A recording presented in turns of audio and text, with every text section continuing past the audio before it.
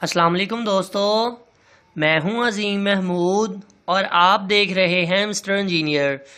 दोस्तों, आज की इस वीडियो में हम बात करने वाले हैं कि सोलर पैनल्स के अंदर लाइंस क्यों आ जाती हैं। जैसा कि आप लोग यहां पर देख सकते हैं कि हमारे पास ये जो एक सोलर पैनल है, इसके अंदर ये लाइंस आ चुकी हैं। सो आज की इस वीडियो में हम यही डिस्कस करने वाले हैं। आप दोस्तों से यही गुजारिश है कि अगर आप लोगों ने हमारे इस चैनल मिस्टर इंजीनियर को अभी तक सब्सक्राइब नहीं किया तो इस सब्सक्राइब बटन के ऊपर क्लिक करके हमारे चैनल को सब्सक्राइब कर लें, ताकि आपको इस तरह की अच्छी अच्छी वीडियोस रेगुलरली देखने को मिलती रहें। तो दोस्तों चलिए शुरू करते हैं।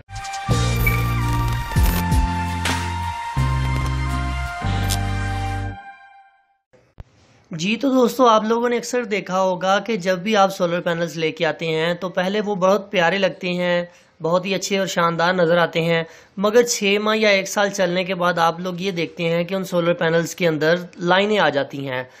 अब बात ये आती है कि ये लाइंस क्यों आती हैं। इसके बारे में हम आपको तफसील से आगाह करेंगे, प्रॉपर प्रूफ भी दिखाएंगे कि ये क्यों आती हैं, और आप लोगों को ये भी बताएंगे कि आप इस नुकसान से किस तरह से बच सकते हैं। सो आप दोस्तों से यही गुजारिश है कि काइंडली वीडियो को लास्ट तक ज़रूर देखिएगा और स्किप मत कीजिएगा। हमने इसके ऊपर बहुत सारी रिसर्च की, हमने अपने उस्तादों से मशवरा किया, सोलर बिजनेस में जो लोग इन्वॉल्व हैं उनसे हमने राब्ते किए, उनसे हमने पता किया कि यारो ये क्यों आ जाती हैं सोलर पैनल्स के अंदर लाइनें। बहुत सारे लोग इनकी वजह से परेशान हैं। आप लोगों को यूट्यूब के ऊपर भी कोई भी ऐसी वीडियो नहीं मिलेगी जिसमें आपको ये प्रॉपर गाइड किया जाए कि ये सोलर पैनल्स के अंदर लाइंस क्यों आ जाती हैं। सो जो हमारे उस्तादों ने हमें जवाब दिया वो हम आपके साथ शेयर करते चलें कि सबसे पहले नंबर पर आप लोगों ने इस चीज़ का ख्याल रखना है कि कभी भी गली मोहल्लों से सोलर पैनल नहीं लेना। हम लोग क्या करते हैं कि हमारी गली मोहल्लों में जो लोकल डीलर्स बैठे होते हैं, हम उनसे जाकर सस्ते वाले सोलर पैनल खरीद लेते हैं, जिनका नेट रिजल्ट ये हमें मिलता है कि इस तरह की सोलर पैनल्स के अंदर लाइंस आ जाती हैं। अब जब भी आपने सोलर पैनल लेने जाना है तो आपने एक चीज़ का ख्याल रखना है कि आपने किसी प्रॉपर कंपनी का लेना है। मैं यहाँ पर किसी की प्रमोशन तो नहीं कर रहा। आप यहाँ पर इन्वरक्स ले सकते हैं, सोलर मैक्स ले सकते हैं, क्यू सेल ले सकते हैं।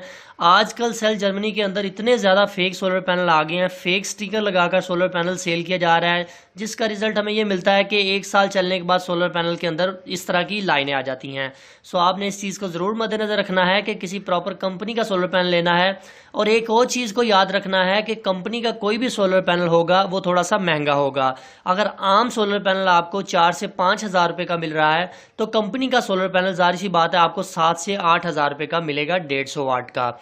एक और चीज़ आपने अपने जहन में रखनी है कि कंपनी जो भी सोलर पैनल देती है वो 25 साल इंश्योरेंस वारंटी के साथ देती है। हो सकता है कुछ कंपनीज कम वारंटी में देती हों, मगर सोलर पैनल लेते वक्त एक चीज़ का ज़रूर ख्याल रखें कि आपने जब भी सोलर पैनल ख़रीदना है आपने उससे वारंटी लिखवा लेनी है, उसकी रिटर्न वारंटी ले लेनी है कि भैया मुझे इसकी कम से कम 5 साल की वारंटी दो, कि अगर 5 साल के अंदर अंदर इस सोलर पैनल्स के अंदर लाइंस आ जाती हैं, इसके एम्पियर कम हो जाते हैं, वोल्टेज ड्रॉप हो जाते हैं, तो मैं ये सोलर पैनल फ्री में आपसे चेंज करवा कर लेके जाऊँगा। अभी यहाँ पर कुछ दोस्त कहते हैं कि यार हमारे यहाँ पर कंपनीज के सोलर पैनल नहीं मिलते, तो यहाँ पर आपने इस चीज़ को ज़रूर देख लेना है। अगर आपके पास कंपनी के सोलर पैनल नहीं मिल रहे तो सोलर पैनल खरीदने से पहले आपने उसके बैक स्टिकर को देखना है। आप यहाँ पर देख सकते हैं ये जो सेल जर्मन का स्टिकर लगा हुआ है ये आपको थोड़ा सा टेढ़ा नज़र आ रहा है, मतलब दाहिनी जानब थोड़ा सा ज़्यादा झुका हुआ है। इसका मतलब ये है कि ये फेक सोलर पैनल है। और मैं आपको दिखाता हूँ कि इसके अंदर लाइंस आ चुकी है और आप ये देखिए कि इसका स्टिकर कितने आराम से उतर रहा है। प्रॉपर स्टिकर ही नहीं लगा हुआ इसके ऊपर, तो ये किस तरह से ठीक तरह से वर्क करेगा। अभी अगर इसके ऊपर आप गौर करें, इसकी स्पेसिफिकेशन के ऊपर बहुत अच्छे खासे एम्पेयर भी लिखे हुए हैं कि जनाब ये ऐसे भी कर देगा, ये वैसे भी कर देगा। आप लोगों ने इस चीज़ को भी मद्देनजर रखना है कि आपने स्टिकर के ऊपर ही नहीं चले जाना कि यार इसके स्टिकर के ऊपर 9 एम्पेयर लिखे हुए हैं तो शायद ये 9 एम्पेयर देता होगा। ऐसा नहीं होता। स्टिकर तो मैं भी जो चाहे मर्जी ऊपर लिखवा कर अपने सोलर पैनल के ऊपर लगवा सकता हूँ। अभी ये जो सारे सोलर पैनल्स मैं आप लोगों को दिखा रहा हूँ ये मेरा पर्सनल एक्सपीरियंस है। ये मैंने इसके ऊपर पैसे लगा लगा कर मैंने इस चीज़ से तजर्बा भी हासिल किया है कि ये क्यों लाइंस आती हैं, तो वो भी आपको बताता हूँ। मगर आप यहाँ पर देख सकते हैं कि ये मैं सन लाइफ कंपनी के सोलर पैनल इस्तेमाल कर रहा हूँ। मैं काफ़ी जगह पर इस कंपनी के सोलर पैनल को यूज़ कर चुका हूँ। बहुत अच्छी कंपनी है और इन सोलर पैनल्स को तकरीबन 2 साल हो चुके हैं। यहाँ पर एक और सेल जर्मन के नाम से है, पोली सोलर पैनल है, ये भी अच्छा काम कर रहा है। इसके अलावा ये तकरीबन 4 से 5 साल पुराना सोलर पैनल है। ये लाड का माल था, लाड के माल में भी काफ़ी अच्छे सोलर पैनल्स मिल जाते हैं। तो ज़रूरी नहीं है कि हर लाट से अच्छे सोलर पैनल ही निकलें। सो अब ज़रा आप लोगों को ये बताता हूँ कि इनके अंदर लाइंस क्यों आ जाती हैं। तो अभी आप लोग यहाँ पर देख सकते हैं हमारे पास एक ये पावर सप्लाई मौजूद है और एक ये फ़ैन मौजूद है। हम इनकी एग्जांपल लेकर आप लोगों को बताएंगे कि किस तरह से इन सोलर पैनल्स के अंदर लाइनें आ जाती हैं। बेसिकली होता कुछ इस तरह से है कि एक सेल के अंदर लाइन आने की मेन वजह ये होती है कि उस सेल के अंदर या तो अंदर से कोई चीज़ डैमेज होती है, मतलब वो सेल बिल्कुल ठीक तरह से बन नहीं पाता, जिसकी वजह से कंपनी उसे रिजेक्ट कर देती है। वो QC पास नहीं होता, मतलब क्वालिटी कंट्रोल के स्टैंडर्ड के ऊपर बिल्कुल पूरा नहीं उतरता, जिसकी वजह से वो रिजेक्ट हो जाता है। जब भी कोई कंपनी सोलर पैनल को डिज़ाइन करती है तो वो लास्ट के ऊपर उसकी क्वालिटी कंट्रोल के स्टैंडर्ड के ऊपर उसकी टेस्टिंग करती है कि आया ये हमारे स्टैंडर्ड के ऊपर पूरा उतर भी रहा है कि नहीं, जो हम ये सोलर पैनल बना रहे हैं। अक्सर ऐसा होता है कि सोलर पैनल बनाते वक्त उसके किसी एक सेल के अंदर अगर थोड़ा सा डैमेज आ जाए, थोड़ा सा सेल टूट जाए, तो उस वजह से ये हो जाता है कि उसके अंदर से ठीक तरह से इलेक्ट्रिसिटी का फ्लो नहीं हो पाता, मतलब कि एक सेल से दूसरे सेल में जो करंट है, जो वोल्टेज है, वो ट्रांसफर नहीं हो पाते। इस वजह से वो स्टैंडर्ड के ऊपर पूरा नहीं उतरता। अब ज़रा हम इस पावर सप्लाई की मिसाल आपको लेकर मैं यहाँ पर बताता हूँ। हमने इस पॉजिटिव को पॉजिटिव के साथ लगा दिया और ये हमारे पास नेगेटिव है। दोस्तों अभी यहाँ पर हम इस पावर सप्लाई और फैन की एग्जाम्पल इसलिए ले रहे हैं ताकि आप लोगों को समझाने में आसानी हो। आप यहाँ पर देख सकते हैं कि हमारे पास जो पावर सप्लाई और फैन है, ये देखें, अगर मैं इस पावर सप्लाई को इस फ़ैन के साथ डायरेक्टली कनेक्ट कर देता हूँ तो हमारा फ़ैन बिल्कुल ठीक तरह से काम करता रहता है। ऐसा एक ओरिजिनल सोलर पैनल के अंदर होता है। जो फेक सोलर पैनल होते हैं उनके अंदर हम यूँ समझ लेते हैं कि ये हमारा सेल है और ये थोड़ा सा डैमेज हो चुका है, जो कि हमें नज़र नहीं आ रहा। अब यहाँ पर देखें कि मैं इसे इसके साथ कनेक्ट करता हूँ।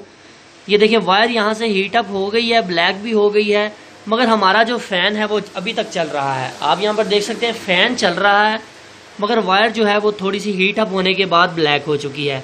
सेम यही चक्कर हमारे सोलर पैनल्स के अंदर होता है, मतलब कि चाहे पूरा सेल कनेक्ट ना भी हो, हमारा निज़ाम चलता रहता है।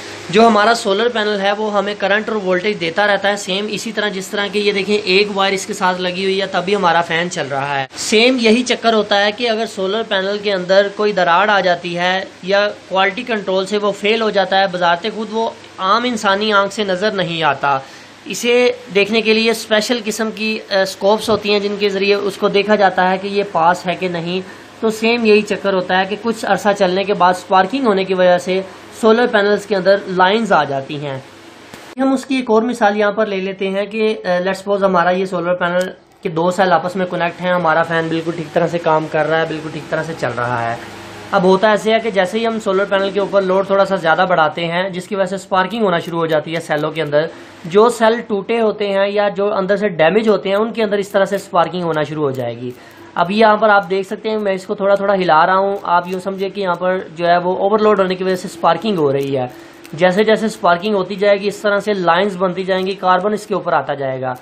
आप लोग यहाँ पर देख सकते हैं कि हमारा जो फ़ैन है वो भी चलता है, मगर वो ठीक तरह से काम कर रहा है, मगर स्पार्किंग होने की वजह से यहाँ पर आप देख सकते हैं कि इस पावर सप्लाई के ऊपर लाइंस आ चुकी हैं। ठीक है, सेम यही चक्कर सोलर पैनल्स के अंदर होता है कि जो फेक सोलर पैनल होते हैं या जो टूटे होते हैं जिनके सेल, जब उनके ऊपर हम लोड डालते हैं तो लोड डालने की वजह से उनके अंदर स्पार्किंग होती है। इस तरह से सेल आपस में ठीक तरह से कनेक्ट नहीं हो पाते, जिसकी वजह से सोलर पैनल्स के अंदर लाइंस आ जाती है। असल में ये मसला स्पार्किंग का होता है कि स्पार्किंग होने की वजह से आपके सेल के ऊपर लाइंस आ जाती हैं। और यही वजह होती है कि हमारे सोलर पैनल जो हैं वो 6 माह या 1 साल चलने के बाद अपने एम्पेयर्स जो हैं वो कम कर देते हैं। उसके पीछे वजह ये होती है क्योंकि स्पार्किंग होने की वजह से सेल के अंदर से जो करंट का फ्लो होता है वो ठीक तरह से हो नहीं पाता, जिसकी वजह से हमें एम्पेयर्स और उसके वोल्टेज जो है वो कम देखने को मिलते हैं। अब बात यहाँ पर ये आ जाती है कि इससे किस तरह से बचा जा सकता है। चूँकि आजकल मार्केट के अंदर बहुत ज़्यादा सोलर्स के ब्रांड आ चुके हैं, हर बंदा अपने नाम का ब्रांड बनवा रहा है कि जी ये मेरे नाम का ब्रांड है, ये बहुत अच्छा है, ये ऐसे है, ये वैसे है। मसला ये आता है कि बंदा एतबार किसके ऊपर करे। हम तो आपको यही सजेस्ट करेंगे कि जब भी आप सोलर पैनल ख़रीदने जाएं, सोलर पैनल को ख़रीदने से पहले आप सबसे पहले ये देखें कि यार मैं सोलर पैनल ले कौन सा रहा हूँ। आपने किसी भी कंपनी का सोलर पैनल लेना है, चाहे वो सन लाइफ हो, चाहे वो सोलर मैक्स हो, चाहे वो क्यू सेल हो, चाहे वो इन्वरेक्स का हो, किसी भी कंपनी का जो सोलर पैनल होगा वो आपको इंश्योरेंस वारंटी देंगे, जिसकी वजह से आपको ये पता होगा कि अगर मेरा ये सोलर पैनल ख़राब हो जाता है तो मैं इसे चेंज करवा सकता हूँ।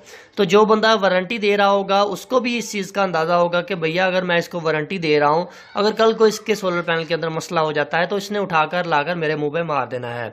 इस चीज़ को ज़रूर आपने ख्याल रखना है कि वारंटी में सोलर पैनल लेना है, कम से कम 5 साल वारंटी होनी चाहिए एक सोलर पैनल्स की।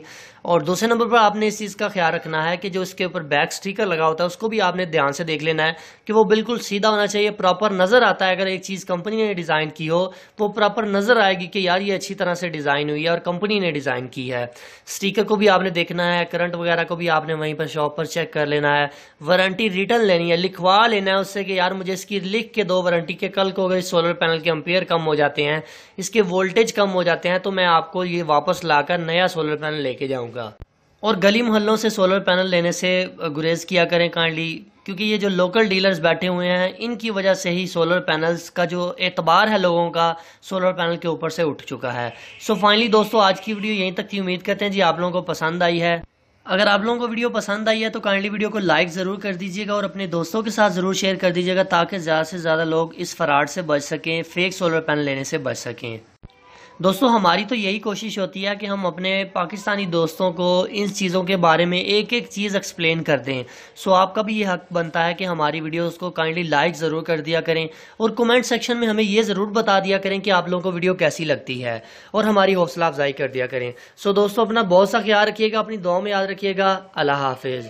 पाकिस्तान जिंदाबाद।